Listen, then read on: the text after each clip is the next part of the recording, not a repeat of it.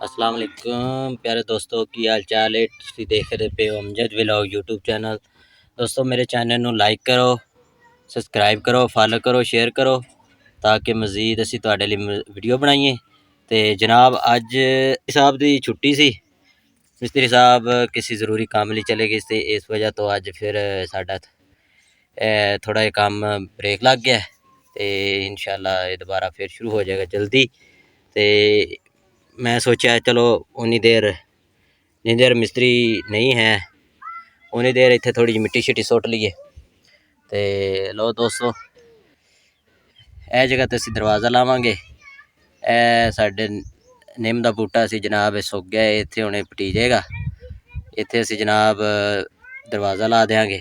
तो इत्थे जनाब जाली नंबर 1 लगेगी, तो इत्थे जनाब जाली नंबर 3 तो बाद जनाब ए भी 2 दरवाजे जाली वास्ते छड्डे सी, लेकिन इधर जाली नहीं फिट बैठी, तो इसलिए असीं दोबारा पिलर तां चुक लांगे ते दीवार भी चुक लांगे।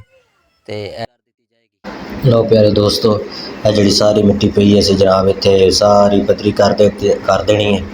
तो इस तो बाद फिर जिहड़ियां दीवारां ने इत्थे असीं मिट्टी का लेप दे देंगे। मतलब मिट्टी देने का मकसद ये होएगा कि ये जिहड़ी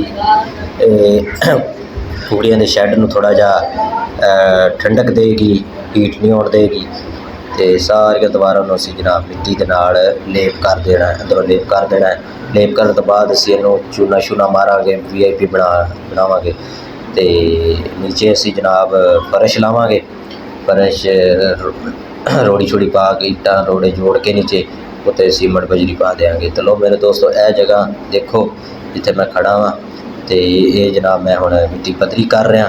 तो क्योंकि मैं अज फ्री सा, मिस्त्री है नहीं सी, मैं चलो अज मैं खुद ही चलो प्यारे दोस्तों अज असी मजदूरों के बारे कुछ कहांगे। जनाब मजदूर अपना बहुत गर्मी के विच काम कार करते हैं।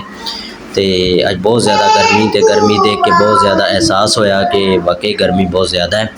तो मैं चाहना कि मेरे प्यारे दोस्त जेड़े भी देखते हैं अगर किसी मजदूर को मजदूरी करवाते हैं तो वो टाइम तो मजदूरी जनाब उन्हें दी जाए, ताकि वह टाइम तो मजदूरी लवे और अपने बच्चों का पेट पाले।